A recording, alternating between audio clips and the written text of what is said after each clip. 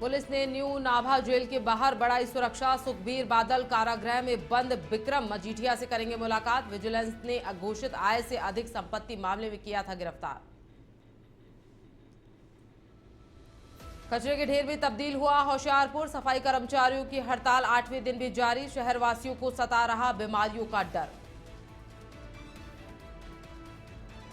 पटियाला में स्कूल प्रबंधन की मनमानी। छात्रों को ड्रेस कोड के चलते किया परीक्षा से वंचित। परिजनों ने बच्चे के भविष्य से बताया खिलवाड़। संगरूर पुलिस के हाथ लगी बड़ी सफलता। कोला पार्क की मोबाइल चोरी के 5 आरोपी गिरफ्तार। चोरी का सामान किया बरामद। पूछताछ जारी। तरन तारन में पुलिस और गैंगस्टर के बीच में हुई है मुठभेड़। गोली लगने से 4 बदमाश घायल। हथियार किए बरामद। डॉक्टर के क्लिनिक पर की थी फायरिंग।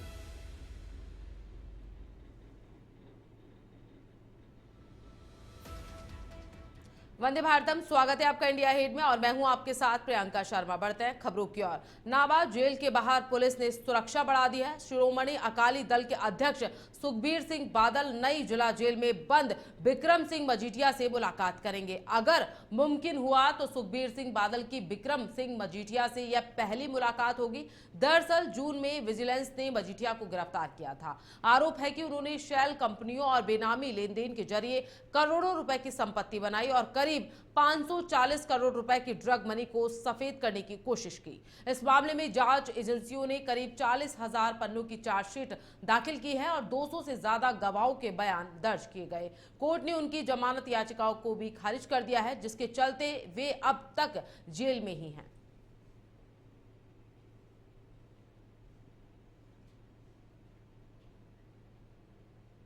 पंजाब सरकार द्वारा ग्रामीण महिलाओं को आर्थिक रूप से सशक्त करने के लिए चलाई जा रही पहल परियोजना के अंतर्गत खेड़ा ब्लॉक में आज स्वयं सहायता समूहों की महिलाओं को 5,05,000 रुपए की आर्थिक सहायता वितरित की गई। इस अवसर पर स्थानीय विधायक लखबीर सिंह राय भी उपस्थित रहे। कार्यक्रम के दौरान विधायक लखबीर सिंह राय ने कहा कि मुख्यमंत्री भगवत मान के नेतृत्व में सरकार का उद्देश्य है कि ग्रामीण महिलाओं को स्वरोजगार के लिए प्रोत्साहित किया जाए और वे अपने व्यवसायों की शुरुआत या विस्तार कर सके। सरकार की यह पहल महिलाओं को आत्मनिर्भर बनाएगी और उन्हें आर्थिक रूप से सशक्त करने में सहायक सिद्ध होगी। दूसरे राज्यों की तरह पंजाब की महिलाएं भी अब व्यवसाय में बढ़ चढ़कर भाग ले रही हैं और मुनाफा कमा रही हैं। कार्यक्रम में कई महिलाओं को नया व्यवसाय शुरू करने और मौजूदा व्यवसाय के विस्तार के लिए सहायता पत्र सौंपे गए। सभी महिलाओं ने सरकार की इस योजना की खुले दिल से सराहना की। ਭਗਵੰਤ ਸਿੰਘ ਮਾਨ ਸਾਹਿਬ ਦੀ ਅਗਵਾਈ ਦੇ ਵਿੱਚ ਜਿਵੇਂ ਸੰਗਰੂਰ ਜ਼ਿਲ੍ਹੇ ਦੇ ਵਿੱਚ ਇੱਕ ਪ੍ਰੋਜੈਕਟ ਪਹਿਲ ਲਾਂਚ ਕੀਤਾ ਸੀ ਉਹਨਾਂ ਨੇ ਔਰ ਉਹੀ ਪ੍ਰੋਜੈਕਟ ਜਿਹੜਾ ਫਤਿਹਗੜ੍ਹ ਸਾਹਿਬ ਨੂੰ ਦਿੱਤਾ ਉਹਨਾਂ ਨੇ। ਫਤਿਹਗੜ੍ਹ ਸਾਹਿਬ ਦੇ ਬਲਾਕ ਖੇੜਾ ਦੇ ਵਿੱਚ ਅੱਜ ਅਸੀਂ ਖੜੇ ਆ। ਸਾਡੇ ਬੀਡੀਪੀਓ ਸਾਹਿਬ ਨਾਲ ਨੇ, ਸਾਡੇ ਆਮ ਆਦਮੀ ਪਾਰਟੀ ਦੇ ਸਾਰੇ ਲੀਡਰ ਸਾਹਿਬਾਨ। ਅੱਜ ਬੜੀ ਖੁਸ਼ੀ ਹੈ ਕਿ ਅਸੀਂ ਆਪਣੀਆਂ ਭੈਣਾਂ ਨੂੰ 15,05,000 ਦੇ ਜਿਹੜੇ ਚੈੱਕ ਦਿੱਤੇ ਪਹਿਲ ਦੇ ਤੌਰ ਤੇ। ਜਿਹੜੀ ਸਕੀਮ ਹੈ ਕੰਪੋਨੈਂਟ 2 ਨੇ, ਇੱਕ ਤਾਂ ਵਰਦੀਆਂ ਦਾ, ਇੱਕ ਬਿਜ਼ਨਸ ਲਈ। ਅੱਜ ਜਿਹੜੇ ਚੈੱਕ ਕਿਸੇ ਨੂੰ 70,000 ਕਿਸੇ ਨੂੰ 90,000 ਇਹ ਬਿਜ਼ਨਸ ਲਈ ਦਿੱਤੇ ਗਏ ਨੇ। ਸੋ ਪੰਜਾਬ ਦੇ ਵਿੱਚ ਬਹੁਤ ਜ਼ਰੂਰੀ ਹੈ ਕਿ ਸਾਡੀਆਂ ਮਾਵਾਂ ਭੈਣਾਂ ਅੱਗੇ ਆਉਣ, ਘਰਾਂ ਤੋਂ ਨਿਕਲ ਬਿਜ਼ਨਸ ਕਰਨ, ਕਿਉਂਕਿ ਹੋਰਾਂ ਸਟੇਟਾਂ ਦੇ ਮੁਕਾਬਲੇ ਸਾਡਾ ਪੰਜਾਬ ਪਿੱਛੇ ਸੀ। ਲੇਕਿਨ ਮੈਂ ਧੰਨਵਾਦ ਕਰਨਾ ਸਾਡੇ ਪ੍ਰਸ਼ਾਸਨ ਦਾ, ਵੀਡੀਓ ਸਾਹਿਬ ਦਾ, ਸਾਡੇ ਕੋਆਰਡੀਨੇਟਰ ਹੈ ਮੁੰਡਾ ਮਨਪ੍ਰੀਤ, ਉਹਨਾਂ ਸਾਰਿਆਂ ਦਾ ਧੰਨਵਾਦ ਜਿੰਨੀ ਇਹਨਾਂ ਦੀ ਟੀਮ ਹੈ ਕਿ ਇਹਨਾਂ ਨੇ ਇੱਕ ਬਹੁਤ ਵਧੀਆ ਮਿਹਨਤ ਕਰਕੇ ਬਲਾਕ ਖੇੜੇ ਨੂੰ ਅੱਗੇ ਲਿਆਂਦਾ। ਔਰ ਮੈਂ ਉਮੀਦ ਕਰਦਾ ਕਿ ਸਾਡਾ ਜਿਹੜਾ ਕੌਂਸਟੀਚੁਐਂਸੀ ਸ੍ਰੀ ਫਤਿਹਗੜ੍ਹ ਸਾਹਿਬ, ਚਾਹੇ ਸਰਹੰਦ ਹੈ ਚਾਹੇ ਬਲਾਕ ਖੇੜਾ, ਇਹਦੇ ਵਿੱਚ ਅਸੀਂ ਪਹਿਲੇ ਨੰਬਰ ਤੇ ਆਵਾਂਗੇ ਔਰ ਸਾਡੇ ਲੋਕ ਜਿਹੜੇ ਲੋਨ ਮਿਲੇ ਨੇ ਬਿਜ਼ਨਸ ਲਈ ਉਹ ਬਿਜ਼ਨਸ ਕਰਕੇ ਆਪਣੇ ਪਰਿਵਾਰ ਖੁਸ਼ਹਾਲ ਬਣਾਉਣਗੇ। ਜਿਹਦੇ ਵਿੱਚ ਪਹਿਲ ਪ੍ਰੋਜੈਕਟ ਮੇਰੇ ਉੱਤੇ ਮੈਂ ਕੰਮ ਕਰ ਰਹੀ ਸੀਗੀ, ਜਿਹੜੀਆਂ ਡਰੈਸਾਂ ਦੀ ਸੀਗੀਆਂ ਤੇ ਉਹ ਆਪਣਾ ਬਹੁਤ ਵਧੀਆ 32,000 ਲੇਡੀਜ਼ ਨੇ ਵਰਦੀ ਬਣਾ ਚੁੱਕੇ ਆ ਹੁਣ ਤੱਕ। ਤੇ ਜਿਨ੍ਹਾਂ ਨੇ ਮਤਲਬ 70 ਗਰੁੱਪ ਨੇ ਤੇ ਉਹਨੂੰ 10 ਨਾਲ ਮਲਟੀਪਲਾਈ ਕਰਕੇ ਦੇਖ ਲਓ ਵੀ ਕਿੰਨੀਆਂ ਲੇਡੀਜ਼ ਆਪਾਂ ਤੇ ਰੋਜ਼ਗਾਰ ਲੈ ਚੁੱਕੀਆਂ ਨੇ। ਤੇ ਅੱਜ 21 ਪਿੰਡਾਂ 'ਚ ਫੇਰ ਆਪਣਾ ਗਿਆ ਜਿਹਨਾਂ ਨੇ ਆਪਣਾ ਸੇਵ ਕੱਲਿਆਂ ਨੇ ਰੋਜ਼ਗਾਰ ਕਰਨਾ ਸੀਗਾ। ਇਸ ਲਈ ਅਸੀਂ ਧੰਨਵਾਦ ਕਰਦੇ ਹਾਂ। खबर तरन तारन से है, जहां भारतीय क्रांतिकारी मार्क्सवादी पार्टी की राज्य कमेटी के आह्वान पर सैकड़ों बाढ़ पीड़ितों ने डीसी कार्यालय पर एकत्रित होकर धरना दिया। इस दौरान उन्होंने मांगों को लेकर डीसी को पीएम और केंद्र सरकार के नाम ज्ञापन सौंपा। इस दौरान पार्टी के राज्य सचिव परगट सिंह जामा राय ने कहा कि केंद्र सरकार की पंजाब के प्रति भेदभावपूर्ण नीति और बाढ़ को नियंत्रित करने में राज्य सरकार की विफलता ने तबाही का कारण यहां पर बना है। यदि प्राकृतिक आपदाओं के लिए रखे गए धन का इस्तेमाल सही समय पर झीलों, नदियों और बांधों के बरसाती नालों की सफाई के लिए किया जाता तो लोगों को परेशानियों का सामना नहीं करना पड़ता। बाखड़ ब्यास प्रबंधन बोर्ड के पानी के भंडारण और उसे छोड़ने में बढ़ती गई लापरवाही और असंवेदनशीलता की जांच की जरूरत है। बाढ़ मुआवजे के भुगतान संबंधी नियम व शर्तें पुरानी हो चुकी हैं, जिससे बाढ़ पीड़ितों को कुछ नहीं मिलता है। उन्होंने मांग की है कि नुकसान के अनुसार पूरा मुआवजा देने और भविष्य में बाढ़ की स्थायी रोकथाम के लिए नदियों को तटीकृत करने के लिए नियम शर्तों में संशोधन किया जाए।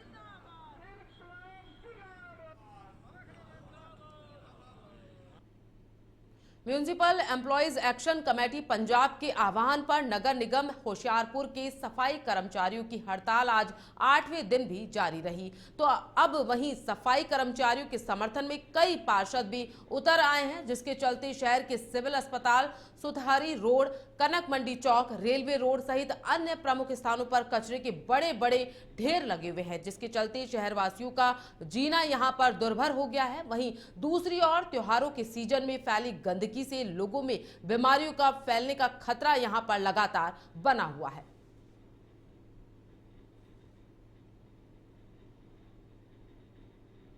खबर पटियाला से है, जहां भूपेंद्र इंटरनेशनल स्कूल में आज सुबह उस वक्त हंगामा मच गया जब स्कूल प्रशासन ने छात्रों को केवल ड्रेस कोड के चलते परीक्षा से वंचित कर दिया। इससे नाराज अभिभावकों ने स्कूल के बाहर विरोध प्रदर्शन किया और स्कूल प्रबंधन पर गंभीर आरोप लगाए। घटना उस समय घटी जब स्कूल में परीक्षा चल रही थी, लेकिन जिन बच्चों ने नियमित स्कूल ड्रेस कोड यहां पर पहना हुआ था, उन्हें पेपर देने से रोक यहां पर दिया गया, जिसको लेकर स्कूल प्रबंधन का तर्क था कि आज हाउस डे था और केवल उसी ड्रेस में आने वाले बच्चों को ही परीक्षा में बैठने की अनुमति दी जाएगी। सूचना पर मौके पर पहुंचे कई अभिभावकों ने इसे अन्यायपूर्ण और बच्चों के भविष्य से खिलवाड़ बताया। उनका कहना है कि हाउस ड्रेस की कोई पूर्व सूचना नहीं दी गई थी और बच्चों ने नियमित यूनिफॉर्म पहनकर स्कूल आना ही उचित समझा। अभिभावकों ने आरोप लगाया कि स्कूल मनमानी पर उतारू है और अब वे इस पूरे मामले की शिकायत डिप्टी कमिश्नर से करेंगे।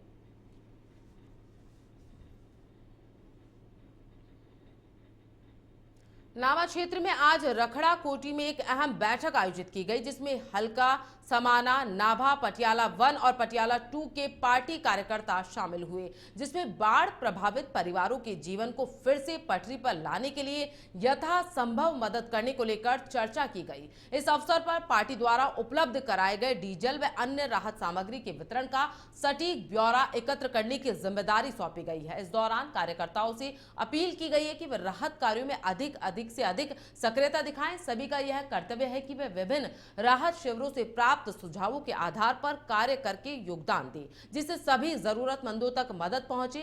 अब जब बाढ़ का पानी उतर चुका है तो नई चुनौतियां सामने हैं, जैसे कि घरों में हुआ नुकसान, बीमारियों का फैलाव और बच्चों की शिक्षा में रुकावट। इसलिए अब जरूरत है कि बच्चों के लिए स्कूल यूनिफॉर्म, स्टेशनरी और अन्य आवश्यक सामान जल्द से जल्द मुहैया कराए जाए।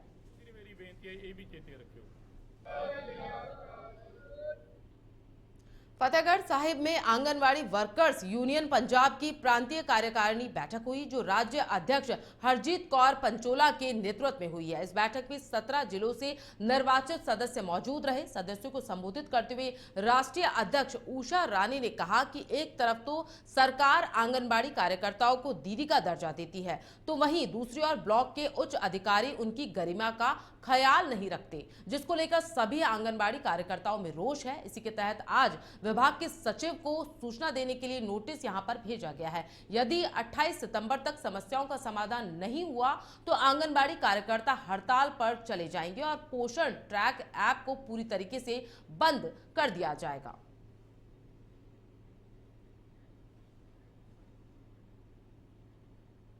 वर्किंग ਕਮੇਟੀ ਦੀ ਮੀਟਿੰਗ ਕੁਝ ਸਾਂਠਨਿਕ ਮੁੱਦੇ ਔਰ ਪੰਜਾਬ ਸਰਕਾਰ ਵੱਲੋਂ ਕੀਤੇ ਜਾ ਰਹੇ ਹਮਲਿਆਂ ਦੇ ਖਿਲਾਫ ਫੈਸਲਾ ਲੈਣ ਲਈ ਇਸ ਸੂਬੇ ਦੀ ਵਰਕਿੰਗ ਕਮੇਟੀ ਦੀ ਮੀਟਿੰਗ ਕੀਤੀ ਗਈ ਹੈ ਔਰ ਇਸ 2 ਰੋਜ਼ਾ ਮੀਟਿੰਗ ਦੇ ਵਿੱਚ ਡਿਸੀਜਨ ਲਿਆ ਗਿਆ ਹੈ ਕਿ ਪੰਜਾਬ ਦੀ ਸਰਕਾਰ ਵੱਲੋਂ ਬਿਨਾਂ ਮੋਬਾਈਲ ਦਿੱਤੇ ਪੰਜਾਬ ਦੀ ਆਂਗਨਵਾੜੀ ਵਰਕਰ ਹੈਲਪਰਾਂ ਨੂੰ ਮੈਂਟਲੀ ਹਰਾਸ ਕੀਤਾ ਜਾ ਰਿਹਾ ਹੈ ਔਰ ਇੱਥੇ ਤੱਕ ਹੀ ਬਸ ਨਹੀਂ ਹੋਈ ਕਿ ਮੈਂਟਲੀ ਹਰਾਸ ਦੇ ਨਾਲ ਨਾਲ ਜਿੱਥੇ ਨੋਟਿਸ ਦਿੱਤੇ, ਕਾਰਨ ਦੱਸੋ ਨੋਟਿਸ ਦਿੱਤੇ, ਤਾੜਨਾ ਪੱਤਰ ਦਿੱਤੇ, ਉੱਥੇ ਹੀ ਬਸ ਨਹੀਂ ਹੋਈ। कुछ CDPO टर्मिनेशन के ऑर्डर की मंजूरी लैण लई भी कापियां जारी कर। खबर संगरूर से है, जहां पुलिस ने कोला पार्क स्थित मोबाइल दुकान में हुई चोरी के मामले में 5 आरोपियों को गिरफ्तार किया है। पुलिस ने एक प्रेस कॉन्फ्रेंस के जरिए इसकी जानकारी दी। पुलिस ने बताया कि चोरों ने मोबाइल फोन, हेडफोन, महंगी घड़ियां समेत कई कीमती सामान चोरी किए थे। मामले की गंभीरता को देखते हुए पुलिस ने विशेष टीम बनाकर विस्तृत जांच की। पुलिस ने आरोपी के लोकेशन का पता लगाकर अन्य चोरी की योजना बनने से पहले ही उन्हें धर दबोचा। आरोपियों से चोरी का सारा सामान बरामद कर लिया गया है, जिसमें मोबाइल फोन, हेडफोन और महंगी घड़ियां शामिल हैं। इन 5 आरोपियों के खिलाफ पहले से ही मलेर कोटला, संगरूर और धूरी में 3 मामले दर्ज हैं। फिलहाल इन्हें गिरफ्तार कर जेल भेज दिया गया है। उनसे पूछताछ लगातार पुलिस के द्वारा की जा रही है।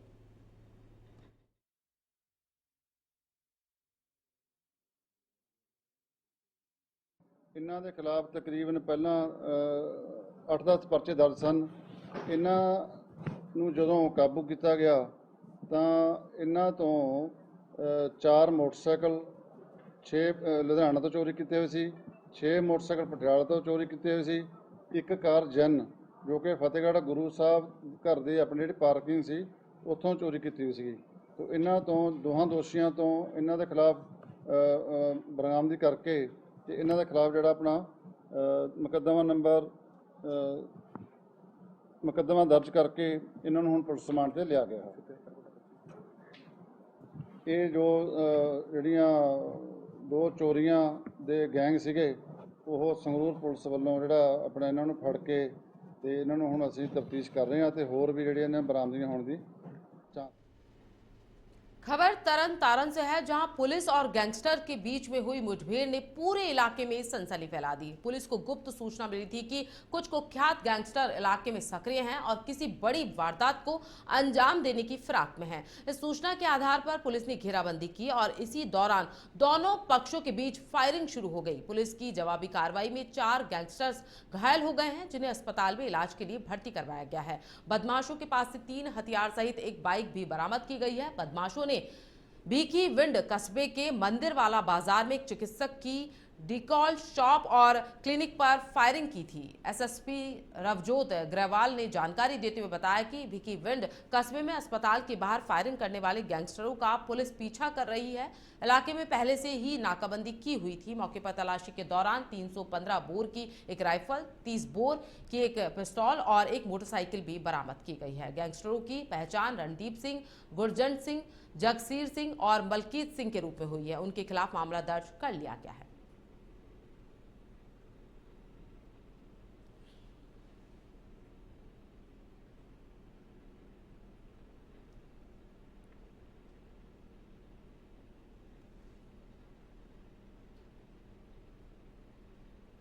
खबर संगरूर से है, जहां पंजाब के कस्बों में ग्राम न्यायालय खोलने के प्रस्ताव के विरोध में जिला बार एसोसिएशन के वकीलों ने आज अदालतों का काम पूरी तरीके से ठप कर दिया।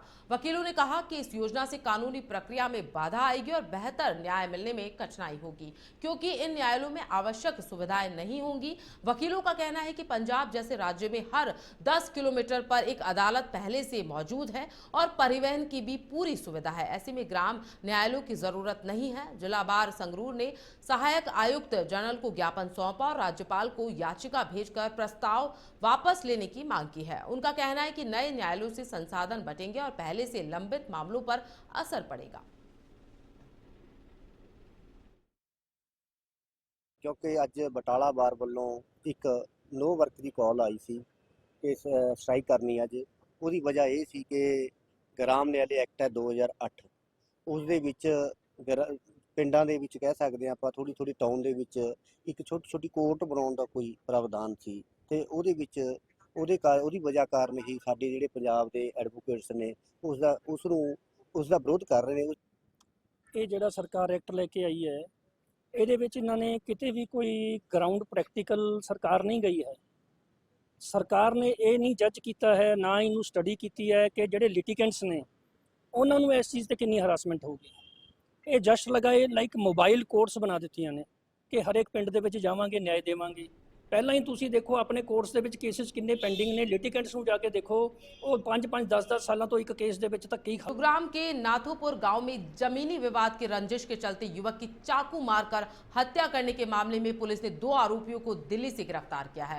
मृतक और मुख्य आरोपी आपस में ताऊ के बेटे थे। पुलिस ने वारदात में इस्तेमाल किया गया खून से सना चाकू भी घटनास्थल से बरामद कर लिया है। अपराध शाखा सेक्टर 43 प्रभारी नरेंद्र शर्मा ने बताया कि पुलिस पूछताछ में सामने आया है कि हत्या के पीछे जमीनी विवाद का पुराना मामला था। मृतक राहुल के दादा डोरी लाल ने अपने छोटे बेटे छत्रपाल के हिस्से की जमीन कुछ दिन पहले राहुल के पिता मनवीर के नाम कर दी थी, जिसके बाद रंजिश के चलते आरोपी सचिन ने अपने चचेरे भाई राहुल की हत्या की योजना बनाई। सचिन जो गाजियाबाद में मजदूरी करता था, सचिन ने राहुल के साथ नाथूपुर के कमरे में रहने वाले साथी बॉबी से संपर्क साधा और 24 और 25 सितंबर की रात जब राहुल सो रहा था तो आरोपी सचिन ने सोते हुए राहुल के गले पर चाकू मारकर उसकी हत्या कर दी। घटना की सूचना पर हनुमान मंदिर के पास सूचना मिलने पर डीएलएफ फेज 3 पुलिस और अपराध शाखा सेक्टर 43 की संयुक्त टीम मौके पर पहुंची। पुलिस ने मृतक के पिता की शिकायत पर हत्या का मामला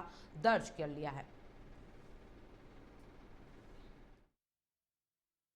रात्रि को शहरी गश्त पड़ताल में मैं और मेरी टीम साथ थे। मेरी टीम के नौजवान ASI Devendra, ASI Vikram, Ashok, Manjeet, constable Rohit, constable Priyank हम गश्त कर रहे थे तो हमें कंट्रोल से एक बीटी आई कि एक नौजवान लड़के की गला काट कर हत्या कर दी। हम तुरंत गांव नाथूपुर पहुंचे।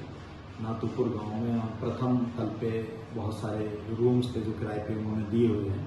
वहाँ पे एक लड़का जिसकी पहचान राहुल गांव रमैया जिला एटा के रूप में। खबर भिवानी से है और भिवानी से अच्छी खबर सामने आ रही है, जहां रेलवे स्टेशन से लेकर सराय चौपटा तक की मॉल रोड करीब 5.25 करोड़ की लागत से संवरेगा। विधायक घनश्याम सराफ और नगर पालिका चेयरपर्सन प्रतिनिधि भवानी प्रताप सिंह ने संयुक्त रूप से घंटाघर चौक पर नारियल फोड़कर निर्माण कार्य का शुभारंभ किया। इस दौरान विधायक सराफ ने वहां पर मौजूद लोगों का मुंह मीठा करवाया। विधायक ने कहा कि नगर पालिका के इस कदम से शहर की सुंदरता को पंख लग जाएंगे। शहर के लोगों की करीब 10-12 साल पुरानी मांग यहां पर पूरी हुई है। वहीं चेयरपर्सन प्रतिनिधि भवानी प्रसाद सिंह ने कहा कि मॉल रोड के निर्माण के बाद आधुनिक और शहर के लिए मील का पत्थर साबित होगा। मॉल रोड के निर्माण के दौरान सड़क के बीचों बीच डिवाइडर बनाए जाएंगे जिसमें फूलदार पौधे लगाए जाएंगे, साथ ही स्ट्रीट लाइटें भी लगवाई जाएंगी। 10 सालों का जो हमारा इंतजार था वो खत्म हुआ है और आज हमने जो आधुनिक बाजार एक माल रोड के रूप में जो एक योजना से 10 साल पहले बनाई थी, आज उसका कार्य का शुभारंभ आपने देखा है कि माननीय विधायक जी के शुभ हाथों से नारियल तोड़कर यहाँ किया गया है। सभी हमारे पार्षद साथी हैं, हमारे मार्केट के प्रधान और सारे दुकानदार साथी यहाँ उपस्थित हैं और मैं मानूँ तो एक शुभ और पुनीत कार्य है। शहर की सुंदरता और शहर के आधुनिकरण को लेकर के ये मील का पत्थर साबित होगा। पहला माल रोड हम बनाने जा रहे हैं, उसका नारियल फोड़ के शिलान्यास कर दिया गया है और ये करीब 5 करोड़ रुपए की लागत इसमें आने वाली है। तो ये रेलवे स्टेशन से लेके और सराय चौपटा तक का ये रोड दिया गया है। बाकी बाद में देख ली जाएगी, आगे बढ़ाने की व्यवस्था भी हमारे पास उपलब्ध। भिवानी के शामपुर ढाणी में सीवर निकासी की समस्या को लेकर लोगों का गुस्सा सड़क पर फूट पड़ा। करीब 1 माह से बदहाल सीवर व्यवस्था और गंदे पानी की निकासी न होने से परेशान लोग सड़कों पर उतर आए और रोड जाम कर विरोध यहां पर प्रदर्शित किया। पार्षद सुभाष तंवर, संदीप यादव और एसआई दशरथ मौके पर पहुंचे और कार्यकारी अभियंता से बातचीत कर जल्द समाधान का आश्वासन दिया, जिसके बाद लोग शांत हुए और घर लौटे। पार्षद ने बताया कि ब्लॉकेज के चलते गंदा पानी गली घरों में भर गया है, जिससे लोगों को नरकीय जीवन जीना पड़ रहा है। मच्छरों और दुर्गंध के चलते बीमारियां फैल रही है और महामारी का खतरा मंडरा रहा है। लोगों ने चेतावनी दी है कि जल्द हल नहीं हुआ तो फिर से आंदोलन किया जाएगा। संकरी गलियां हैं, सीवर का पानी उसमें भर जाता है, निकलना भी मुश्किल हो जाता है, जीना दूभर है उन लोगों का। तो उन्होंने रोड जाम के लिए वो रोड जाम करने के लिए कह रहे थे, तो हमें सूचना मिली तो हम वहाँ पर पहुँचे कि ताकि लोग रोड जाम ना करें। देखो हमें भी समस्या होती, रोड जाम करते हैं तो, और प्रशासन को भी समस्या होती, तो हमने तो प्रशासन को चेताया कि ये कल करेंगे रोड जाम, अगर आज इनकी उसका समाधान नहीं हुआ तो। करीबन 20 से 25 दिन ऐसे हो गए कि बुरी हालत हो रखी इस मोहल्ले में, घरों में पानी घुसा हुआ है, सीवरेज ब्लॉक है और आगे से कोई लाइन बैठ गई है, कह रहे हैं कि कट मार करेंगे इससे और फिर इसमें फिर साफ पानी चलेगा इसके अंदर। तो करीबन 25 दिन से लगातार अधिकारियों से जेई से एसडीओ से संपर्क कर रहे हैं, लेकिन कोई समाधान नहीं। खबर फरीदाबाद से है, जहां केंद्रीय सहकारिता राज्य मंत्री कृष्णपाल गुर्जर के पीएसओ करतार की सर्विस रिवॉल्वर से गोली लगने से मौत हो गई। घटना रात करीब 11 बजे की बताई जा रही है। पुलिस ने अनुसार करतार अपनी सर्विस रिवॉल्वर साफ कर रहे थे, उसी समय गोली चल गई। शव को पोस्टमार्टम के लिए बादशाह खान अस्पताल में रखवाया गया है। पुलिस मामले की जांच पड़ताल में जुटी हुई है।